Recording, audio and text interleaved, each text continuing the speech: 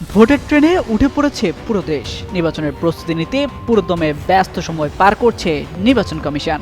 এমন সময়ে হঠাৎ রাতে সংবাদ সম্মেলন করল জাতীয় নাগরিক পার্টি, জানালো নির্বাচনে যাওয়া নিয়ে নিজেদের সিদ্ধান্ত।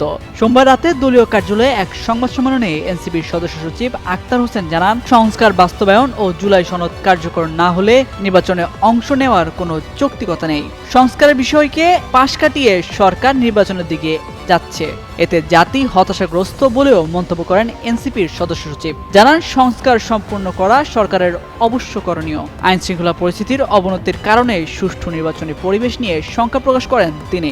আক্তার জানান, সবকিছু ঠিক থাকলে ৩০০ আসনে প্রার্থী দেওয়ার সক্ষমতা রাখে এনসিপি এবং দেশের স্বার্থে প্রয়োজনে জোটেও যেতে পারে দলটি।